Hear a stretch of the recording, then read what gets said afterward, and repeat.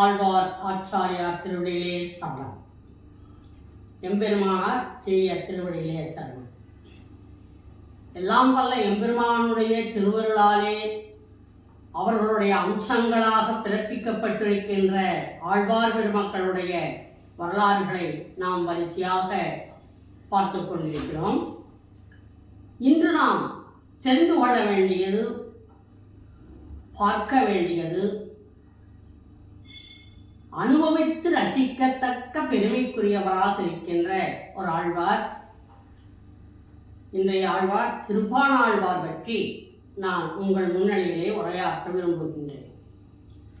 ஆழ்வார் பெருமக்களுடைய நிலைகளை எல்லாம் வரிசைப்படுத்தி சொல்லுகின்ற பொழுது திருப்பாணாழ்வார் ஒரு வகையான நிலையில் உருவாக்கப்பட்டவர், பிறப்பிக்கப்பட்டவர் என்றே சொல்லலாம்.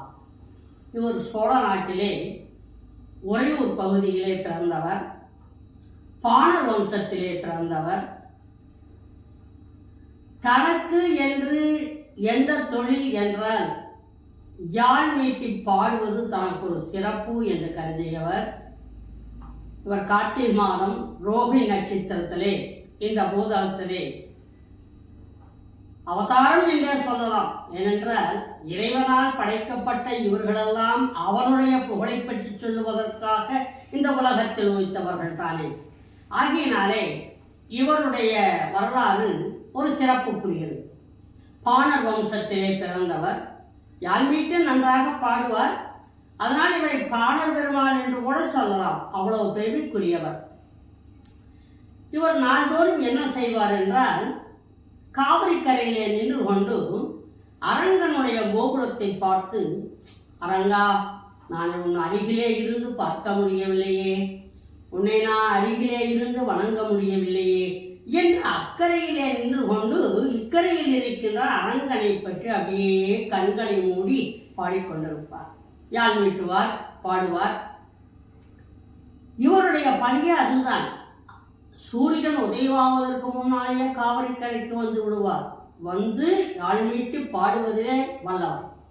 இப்படிப்பட்ட பாணன் அந்த காவிரி கரையிலே நின்று கொண்டு பாடிக்கொண்டிருந்த பொழுது தலைமை அந்தனர், அதாவது அந்த அரங்கனுக்கு திருமஞ்சனம் ஆட்டுவதற்காக, தீர்த்தம் எடுப்பதற்காக காவிரிக்கு வருகிறார். அப்படி காவிரி கரைக்கு வருகின்ற லோகசாரங்கர், அந்த அந்தனருடைய பெயர் லோகசாரங்கர், அவர் வருகின்றார். இறைவனுக்காக திருமஞ்சனமாட்ட தீர்த்தம் எடுக்க வருகின்றார். அந்த சமயத்திலே கூட்டத்தோடு நின்று கொண்டிருந்த இந்த பாணன் தான் யாழ் மீட்டி பாடிக்கொண்டிருந்ததால் யார் வருவதையும் அவர் பார்க்கவில்லை. இந்த லோகசாரங்கர் இவனை பார்த்த உடனேயே கோபம் இவருக்கு. அந்தனராகிய நான் அரங்களுக்கு திருமஞ்சனமாற்றுவதற்கு திட்டம் எடுக்க வருகின்றேன், இவன் என்ன இப்படி நின்று கொண்டிருக்கின்றான் என்று கோபத்தோடு அவனை பார்த்து, போ, எட்டப்போ என்று அகற்றினான். கோபத்தோடு அவனை எட்டப்போ என்று சொன்னது அவன் காதுகளுக்கு அந்த வார்த்தை எட்டவே இல்லை. அவர் பாட்டு பாடிட்டே இருந்தார். தன்னை மறந்து பாடிக்கொண்டிருக்கின்ற ஒருவரை லோகசாரங்கராகிய அர்த்தகர், அந்தனர் மஞ்சளமாட்ட, நீராட்டம் செய்ய, தீர்த்தமெடுக்க வந்த ஒருவர் சொல்லியும் இவன் நகராமல் பாடிக்கொண்டிருக்கின்றானே, ஒருவரை பித்தனாக இருப்பானோ என்றெல்லாம் எண்ணுகின்ற அளவுக்கு தன்னை மறந்து யாழ் மீட்டி பாடிக்கொண்டிருந்தார். அந்த சமயத்திலே அங்கு கூடி வந்த மக்கள் எல்லாம், இவன் என்ன சொன்னதை காதில் வாங்கி கொள்ளாமல் இப்படி எதுவோ பார்த்து பாடிக்கொண்டிருக்கின்றானே என்று சொல்லி கற்களை எடுத்து அவர் மேலே வீசவில்லை. மக்கள் ஒருத்தருக்கு ஒருத்தர் ஒன்றை செய்கின்றார்கள் என்றால் ஒருத்தர் செய்வதை ஒருவர் செய்வது தானே மரபு. கோயிலுக்கு நாம் செல்கின்றோம். இறைவனை வணங்குவது பற்றியான முறைகள் நமக்கு தெரிந்திருந்த போதிலும் கூட ஒவ்வொரு சன்னிதானத்திலே ஒவ்வொரு வகையான வணக்க முறைகள் இருக்கும். அந்த வகையில் யாரேனும் நமக்கு முன்னாலே செல்கின்றவர்கள் ஒரு சடங்கை அங்கு செய்கின்றார்கள் என்றால் உடனே பின்னால் வருகின்றவர்கள் அதையே செய்வார்கள். காரணம் கேட்டால் காரணமே அவர்களுக்கே தெரியாது. அவர்களெல்லாம் இப்படித்தான் வணங்கினார்கள், நாங்களும் வணங்கினோம் என்று சொல்லுகின்ற மாதிரி தான் இந்த மாதிரியான செயலும். அங்கே நின்றவர்கள் கட்டளை எடுத்து அவர் மேல் வீசுகிறார். அவருடைய மேனியில் பட்டது. பட்டது கூட தெரியாமல் மெய்மறந்து பாடிக்கொண்டிருந்தான் பாணன். அவனுடைய உடம்பிலே ரத்தம் வடிகின்றது. என்ன செய்வதென்றே தெரியவில்லை. மக்கள் எல்லாம் கற்களை வீசுகின்றார்கள். அவன் மேனிலே பட்டு குருதி வடிகின்றது. அதையும் அறியாமல் அவன் அரங்கன் மேல் பாடிக்கொண்டிருக்கின்றான். இவன் லோகஸ்வாரங்கராகிய அந்தனர் தீர்த்தம் எடுத்துக்கொண்டு சன்னிதானத்துக்கு வந்தார். வந்துவிட்டார். யானை பரிவாரங்களோடு மங்கள வாத்தியங்கள் முழங்க கோமாதா முன்னால் வர இவர் தீர்த்தத்தை எடுத்துக்கொண்டு அரங்கன் சன்னதிக்குள்ளே நுழைகிறார். லோகசாரங்கராகி அந்தனர் அரங்கனுடைய சன்னதிக்குள்ளே நுழைந்து திருமஞ்சனம் செய்யலாம் என்று அந்த திருமஞ்சன குடத்தை வைத்துவிட்டு அரங்கனுக்கு செய்ய வேண்டிய அத்தனை சடங்குகளையும் செய்வதற்கு தயாராக இருக்கலாம் என்று நின்ற போது அரங்கனுடைய உடல் முழுவதும் குருதி. பாணனாக இருக்கின்ற அவர் மேல் பட்ட கற்கள் அந்த மேனியில் எங்கெங்கு பட்டு குருதி வழி ஆரம்பித்ததோ அந்தந்த இடங்களிலே இருந்து குருதி வழிந்த மாதிரி படுத்திருக்கக்கூடிய அரங்கனாகிய அவனுடைய திருமேனியிலும் அந்த குருதி ஆங்காங்கு வழிந்து கொண்டிருந்தது. லோகசாரங்கராகிய அந்தனருக்கு அதிர்ச்சி. என்ன இது? அரங்கனுடைய திருமேனியிலே குருதி வடிகின்றதே, இது எப்படி என்று ஒருவருக்கொருவர் முகத்தை பார்த்து கொள்கின்றார்கள். உனக்கு புரிகிறதா? உனக்கு தெரிகிறதா? என்ன இது? என்ன ஆச்சரியம்? என்ன காரணம்? என்ன தவறு செய்தோம் என்று ஒருவருக்கொருவர் பதற்றிக் கொள்கிறார். உடனே அங்கிருந்த இனி ஒரு அந்தனர், இந்த செய்தியை எப்படியாவது நாம் அரசருக்கு சொல்லிவிட வேண்டும், அரசருக்கு தெரியாமல் இருக்கக்கூடாது என்று மன்னனிடத்திலே சொன்னார்கள். இந்த மாதிரி திருவஞ்சனம் ஆட்டுவதற்காக லோகஸ்வாரங்க தீர்த்தம் எடுத்துக்கொண்டு வந்தார். உள்ளே வருகின்ற பொழுது அரவணையில் படுத்திருக்கின்ற அரங்கனுடைய திருமேனி முழுவதும் குருதி வடிவாக இருக்கின்றது. ஒன்றுமே புரியவில்லை மன்னா, என்ன செய்வது என்று அங்கே அழுது கொண்டு சொன்னார்கள். மன்னனுக்கு ஒரு கலக்கம். வேகமாக வந்தார் சன்னதி. வருகின்ற பொழுது பார்த்த அந்த மன்னன் அப்படியே கலங்கினான். என்ன ஆச்சரியம், என்ன ஆச்சரியம், எப்படி என்று இதற்கான காரணங்களை இவர்கள் ஆய்வு செய்து கொண்டிருக்கின்ற பொழுதே போய்விட்டது. அன்றைக்கு என்ன செய்வது என்று தெரியாமல் ஒருவருக்கொருவர் ஆய்வு செய்து கொண்டிருந்த பொழுது லோகசாரங்களுடைய நினைவிலே, லோகசாரங்களுடைய கனவிலே தோன்றினான் அரங்கு. லோகசாரங்களை, இன்றைக்கு என்ன செய்தீர்? நான் என்ன செய்தேன்? திருமஞ்சனமாட்ட நான் தீர்த்தம் கொண்டு வருகின்ற பொழுது தங்கள் திருமேனியிலே குருதி வழிந்த ஒரு அதிர்ச்சியை என்னால் தாங்க முடியவில்லை அரங்கா. நான் என்ன செய்தேன்? இல்லை, நீ தவறு செய்து விட்டாய். காவிரி கரையிலே நின்று கொண்டு என்னை மெய்மறந்து பாடிக்கொண்டிருந்த அந்த பாணன் மீது மக்களெல்லாம் கற்களை எடுத்து வீச, அவன் ஒரு தாழ்ந்த குலத்திலே பிறந்தவன் என்பதற்காகத்தானே நீ அவரை எட்டப்போ என்று அதட்டி பேசினாய். அவன் அங்கே செல்லவில்லை. என்ன காரணம்? அவன் என்மேல் பக்தி கொண்டவன், என்னையே பாடிக்கொண்டிருந்தான். அதனால் நீ சொன்ன வார்த்தை அவன் காதில் விழவில்லை. அவன் அங்கேயே நின்றான். புரிந்து கொள்ளாத அந்த மக்கள் அவன் மீது கற்களை எடுத்து வீச அவன் மேனி எங்கும் குருதி வழிந்தது. அவன் அரங்கனை பற்றி பாடிக்கொண்டிருந்தால் அவன் மேல் பட்டடையெல்லாம் அரங்கனுக்கு பட்டது.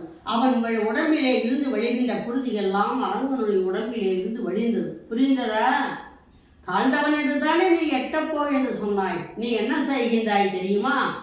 நீராடி முடித்து நீ அந்த பாடனை உன்னுடைய இரு தோள்கள் மீது ஏற்றி உட்கார வைத்து பரிவாரங்களோடு அவனை சுமந்து கொண்டு வந்து என் சன்னதியிலே என் முன்னால் நீ நிறுத்த வேண்டும். இதுதான் நீ செய்ய வேண்டிய காரியம் என்று லோகசாரங்களுக்கு அரங்கன் ஆணையிட்டார்.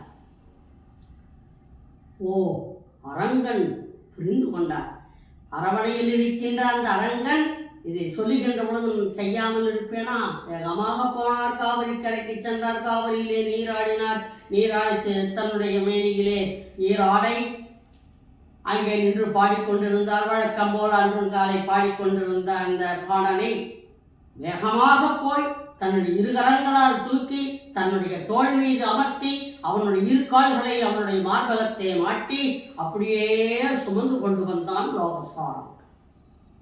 அவன் வருகின்ற பொழுது யானை குதிரை பரிவாரங்கள் எல்லாம் சங்கு முழங்க, வாத்தியங்கள் முழங்க, மங்கள வாத்தியங்கள் முழங்க அவர் வருகின்றார். இப்பொழுது அரங்கனுடைய சன்னிதானத்துக்குள்ளே வந்தவுடனேயே அப்படியே அந்த லோகசாரங்கன் பாணனை முன்னால் இறக்கி விட்டார்.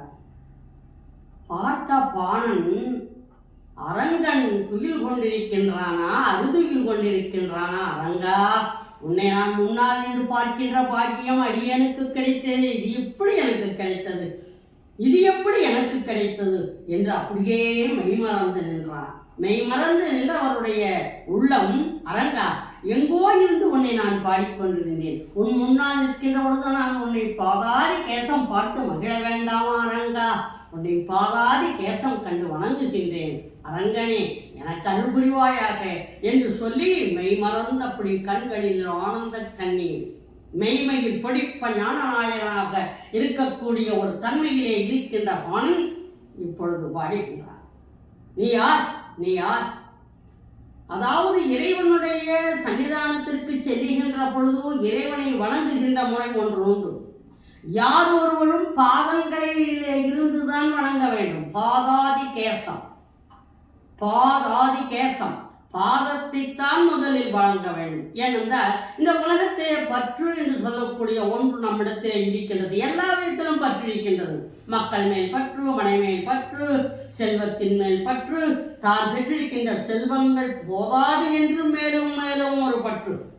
இந்த பற்றடித்தான் அறுக்க சொல்லுகின்றான். இந்த பற்றெடுத்தவன் தான் அந்த பற்றற்றவனை பற்ற முடியும் என்று பேசுவார்.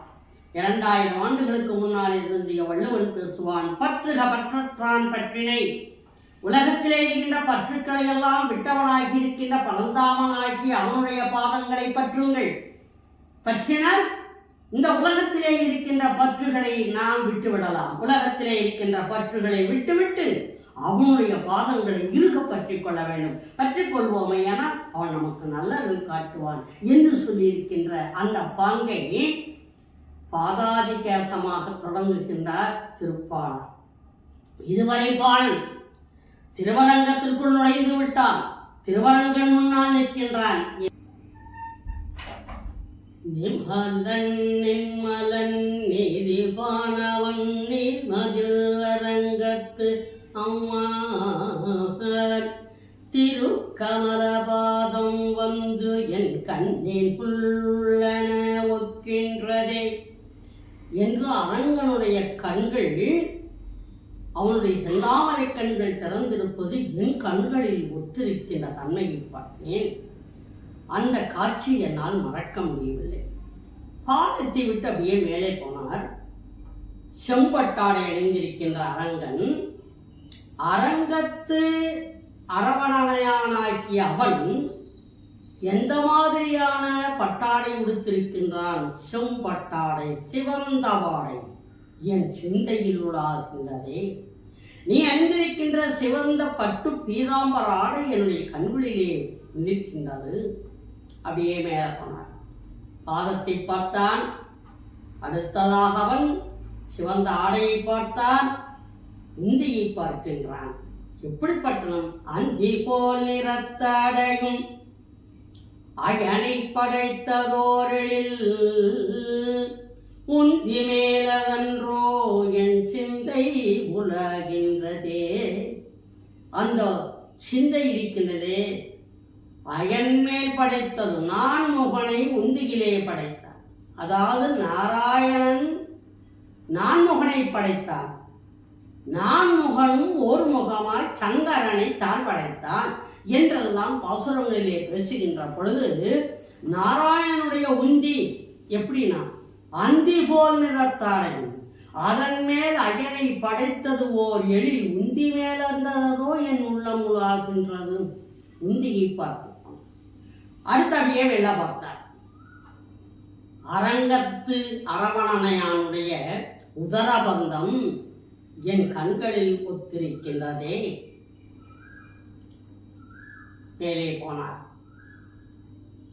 எப்படிப்பட்ட மார்க்கம் உடையவன் அவன்? கவுத்துவமணியாகியிருக்கின்ற ஆபரணம் அணிந்திருக்கின்ற மாலவன், வலமார்பினில் மங்கையை வைத்திருக்கின்ற மாலவன், அந்த அரங்கனுடைய திருமார்பை பார்க்கின்றான் அவன். அது எப்படி இருக்கின்றது என்றால், பாரமாய பல்வினைகள் பற்று அறுத்து என்னை நீ உன் பக்கம் வாரமாக்கி வைத்தாய். என்னை உனக்கு வாரமாக்கி வைத்ததன்றி நீ என்னுள் புகுந்தாய். வாரமாக்கி பழைவினைகள் அறுத்து பற்று அறுத்து வாரமாக்கி என்னுடன் நீ உள் புகுந்தாய். அது எப்படிப்பட்டது? அங்கத்தரவணையான் திருமார்பமார்பதன்றோ அடியேனை ஆட்கொண்டதே. உன்னுடைய திருமார்பம் என்னை ஆட்கொண்டது. என் உள்ளத்தே இருக்கின்ற உண்மை நிலைகளை எல்லாம் நீ அனுபவித்து நான் சொல்ல அதை நீ ஏற்றுக்கொண்டதன்படி திருமார்பதன்றோ உன்னையும் என்னையும் சேர்த்து வைத்தது. அப்படியே மேலே போனார். பாதம் பார்த்தார், சிவந்தாடை பார்த்தார், உதரபந்தம் பார்த்தார், உந்தி பார்த்தார், அடுத்தது தன் திருமார்பு பார்த்தார், திருமார்புக்கு அடுத்தது பெருமானுடைய கண்டம் பார்த்தார். இது எப்படிப்பட்ட கண்டம்? வையமேலும் உண்ட கண்டம், ஏழுலகத்தையும் உண்ட கண்டம், அண்ட ரண்ட பகிரண்டத்து ஒரு மாநிலம் முழுவதும் எழு மால்வரை உண்ட கண்டம். இந்த உலகத்திலே இருக்கின்ற 7 மலைகள், 8 குளமலைகள், அத்ததி கஜங்கள், இந்த உலகம் யாவும் ஒரு நாள் ஒரு மண்ணகத்தே சிறுவனாக்கிய பாலகனாய் மண்ணுண்டவன் அல்லவா அவன், வாயுவை அடக்கியவன் அல்லவா, அப்படிப்பட்டவனாக்கிய 7 மால்வரை மாநிலம் உண்ட கண்டம் என்னால் என் உள்ளம் உலாகின்றதே. அந்த கண்டத்தை பார்த்து எனக்கு உன் உள்ளே மகிழ்ச்சியை தருகிறது. கண்டம் கண்டவன் அடுத்தது பார்த்தார். ஐயனாரணி அரங்கனார் அரங்கன் அரண்வினை விசையுடன் செய்யப்பாயின் சிந்தை கவர்ந்ததுமே. சிந்தை கவர்ந்தது உன்னுடைய செய்யவாய், செம்பவள திருவாய். எப்படிப்பட்டது? பவளச் செவ்வாய். உன்னுடைய திருவாய் என்னை ஐயனார் அணி அரங்கனார் அரங்கன் அரண் வினை மிசை மேகமாகினார். உன்னுடைய தன்மையினார் உன்னுடைய அந்த செய்யவாய் என் சிந்தை கவர்ந்தது. திருப்பவள செய்யவாய் என் சிந்தை கவர்ந்தது. வாயை கருது போனார். அடுத்தது கண்கள். இறைவனுடைய கண்கள் கருணை கண்கள். அவனுடைய கடைக்கண் பார்வை நமக்கு கிடைத்தாலே போதும் என்று நிற்கின்ற ஒரு அடியவன் முன்னால் அவனுடைய கண்கள் எப்படி இருக்கின்றதாம்? அரங்கனாக இருக்கின்ற அவன் கண்மலர்ந்து இருக்கின்றான், அறுதியில் கொள்பவன் போல் இருக்கின்றான். ஆதிசேஷன் படுக்கையிலே அவன் படுத்துறங்குகின்றான். அந்த காலடியிலே திருமகள் அமர்ந்திருக்கின்றாள். அந்த நேரத்திலே அந்த செந்தாமரை கண்கள் இந்த பாணனை பார்க்கின்ற பார்வை எப்படி இருந்தது என்பதை இந்த பாணன் சொல்லுகின்றான்.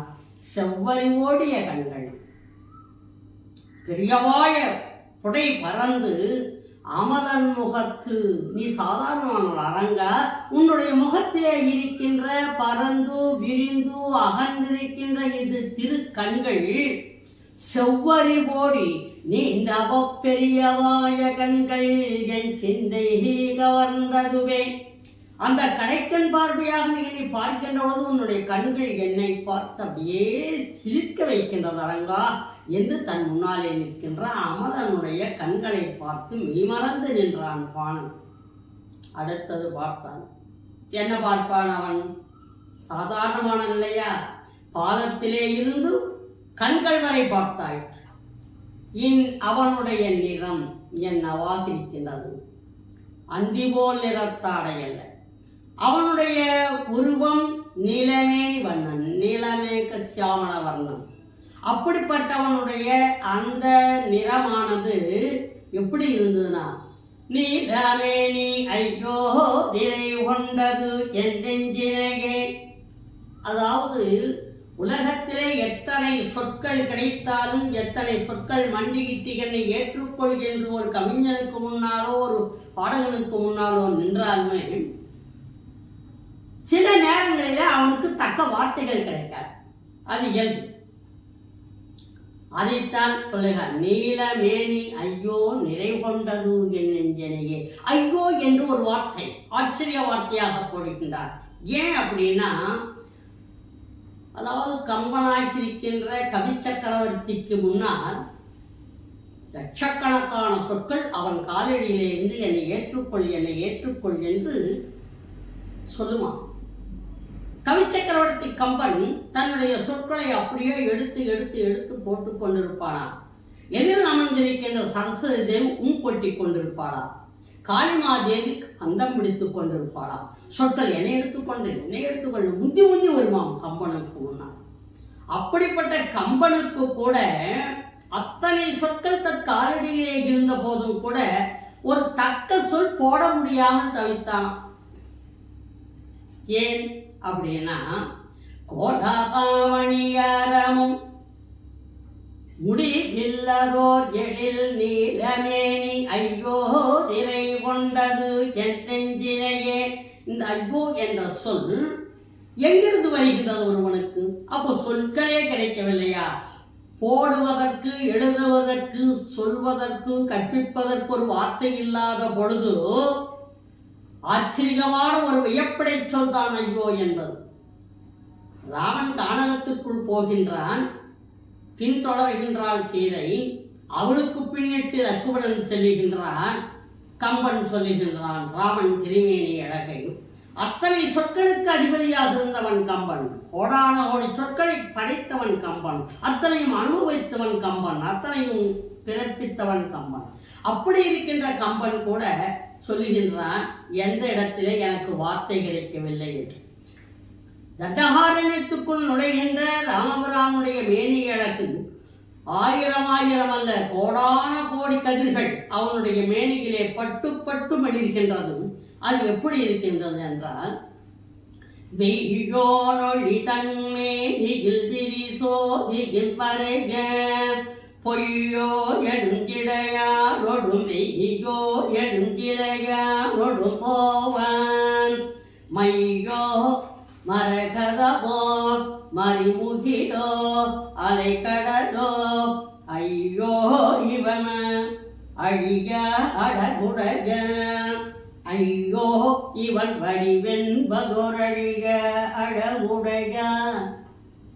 மையென்று சொல்லலாமா, கடல் என்று சொல்லலாமா, அலைகடல் என்று சொல்லலாமா, மாணிக்கம் என்று சொல்லலாமா? இவையெல்லாம் ஒத்து வராது. நான் என்னென்று சொல்லுவேன் என்று கம்பன் ஒரு வார்த்தை சொன்னான். ராமனுடைய திருமேனி அழகை நான் என்னென்று சொல்லுவேன்? அவனுடைய நிற அழகை, அவனுடைய மேனி அழகை நான் என்னென்று சொல்வேன்? ஐயோ இவன் வடிவென்பதோர் அழிய அழகுடையான் என்று சொல்லுகின்றார். அந்த மாதிரி தான் திருப்பானாழ்வார் உன்னுடைய நீலமேனியாக இருக்கின்ற கோலமாமணி யாரமும் இந்த உன்னுடைய திருமேனியும் நீலமேனி ஐயோ நிறைவுண்டது என் நெஞ்சினையே. என் நெஞ்சினுக்குள் நிறைவு பெற்றதுனார். நிறை என்பது இங்கு இரண்டு பொருள். திருப்பானாழ்வார் இறைவனுடைய திருவருளை பெற்றிருக்கின்ற காரணத்தான் நிறைவடைந்தான் என்பதா, இல்லை இறைவனுடைய திருவருளை முழுமையாக பெற்றதோடு அல்லாமல் அவனுடைய திருமேனியின் அழகையும் முழுமையாக பெற்றானா என்பதுதான். நிறைய பெற்றேன், நிறை கொண்டேன் என்று சொன்னான். ஆனால் அப்படிப்பட்ட அரங்கநாயகி 1000 நாவல்கள் படைத்த அதிசயமாகிய பாற்கடலில் பரந்தாமனாக படுத்திருக்கின்றவன் நீ. ஒரு காலகட்டத்திலே இந்த உலகத்தை எல்லாம் உண்டுவிட்டு ஒரு ஆளிலையில் படுத்துறங்கினாயே. அது என்னென்று சொல்லவும், அகமாமரத்திலே மேல் ஒரு பாலகனாய் அன்று ஞானம் மேலும் உண்டாய் அரங்கத்து அரவணையான். அந்த ஆலமாமரத்தின் நிலைமேல் ஒரு பாலகனாய் நின்றவனும் யார்? நீதான். ஐத்தார்பாடன் சொல்லுகின்றான், ஆலமாமரத்தின் நிலைமேல் ஒரு பாலகனாய் என்று ஞானமேலும் உண்டான் அரங்கத்தரவணையான் கோலமாமணியாரமும் முத்துடை தாமமும். இதையெல்லாம் பார்க்கின்ற பொழுது இந்த அழகை நான் என்னென்று சொல்வேன்?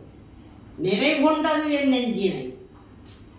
ஆகையினாலே அரங்கா, உன்னை பார்த்த கண்கள் வேறொன்றை பார்க்க, உன்னுடைய பாதாதி கேசம் கண்ட கண்கள் வேறொன்றையும் பார்க்க நான் விரும்பவில்லை.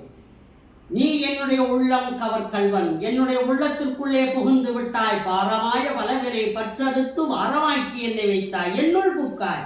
ஆகையினாலே நீ என்னிடத்திலே என் இதயத்திலே கல்வனாயிருக்கின்றாய். இதைத்தான் சொல்லுகின்றார். உன்னுடைய தன்மையிலே இருக்கின்ற பெருமையெல்லாம் என்னுடைய உள்ள தகத்தகத்தை நான் வைத்துக் கொண்டேன். ஆகையினால் உன்னுடைய தன்மையை பாதாதிக்கேச பெருமையை கண்ட நான் எங்கு செல்வேன்? உலகத்திலேயே இறைவனுக்கு பக்கத்திலே நின்று கொண்டு இறைவனோடு கலந்து பேச பேச பேச ஐக்கியமானவர் திருப்பானாழ்வார். அது வேறு யாருக்கும் கிடைத்திருக்கார். ஏனென்றால் அவர் சொல்லுகிறார், நீ என்னுடைய உள்ளம் கவர்கள் கொண்டல் வண்ணனை கோவலனாய் வெண்ணை உண்டவாயின் உங்கள் கவன்தானே. யார் அவன்? அந்த உள்ளங்கவன் தான் யார்? அண்டர்கோணனியரங்கன் என் அமுதனை கண்ட கண்கள். நீ என் உள்ளே நிகழ்ந்தாய். ஆகினால் சொல், கொண்டல் வண்ணனாய் கோவலனாய் வெண்ணை குண்டவாயன் என் உள்ளங்கவன்தானை. அண்டர்கோணனியரங்கன் என் அமுதனை கண்ட கண்கள் மற்றொன்றினை காணாதே.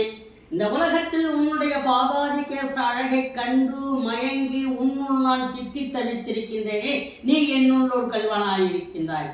உன்னை கண்ட கண்கள் மற்றொன்றினை காணாது என்று சொல்லி திருப்பானாழ்வார் 10 பாடல்கள் பரமனுக்கு முன்னாலே நின்று கொண்டு பரந்தாமனுடைய பாதாதிகேச வர்ணனையை பார்த்து பேசுகின்ற இந்த திருப்பானாழ்வார் இந்த 10வது பாசனம் பாடுகின்றார்.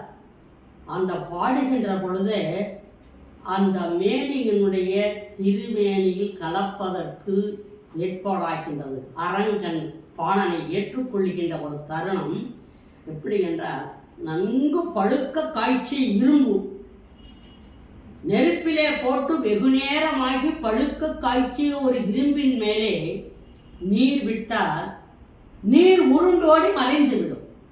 பழுக்க காய்ச்சிய இரும்பின் மீது நீரை விடுகின்ற பொழுது அந்த நீர் உருண்டு ஓடுவது போல் கண்ணுக்கு புலப்படும், ஆனால் மறைந்துவிடும்.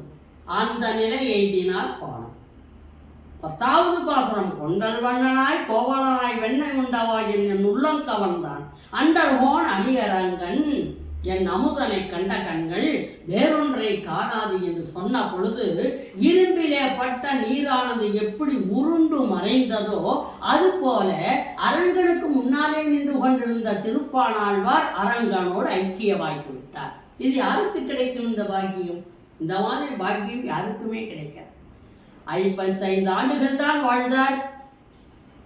எட்டனின்றே கோபுரத்தை பார்த்து பாடினார்.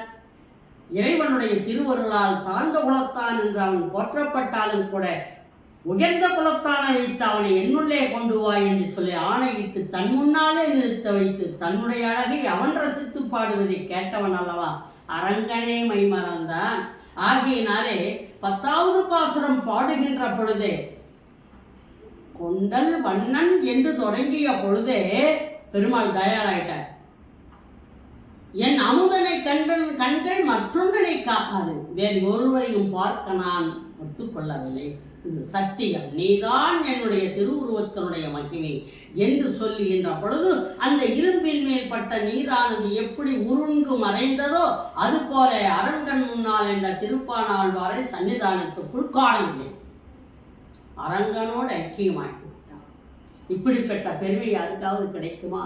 திருப்பானாழ்வாருக்கு கிடைத்தது. அதுபோல இறைவனை எவரொருவர் பற்றோடு பக்தியோடு வாழ்ந்து அனுபவித்து இருக்கிறார்களோ அவர்கள் நிச்சயம் இறைவனோடு கலப்பார்கள் என்பதுதான் நமக்கு சத்தியமான ஒன்று.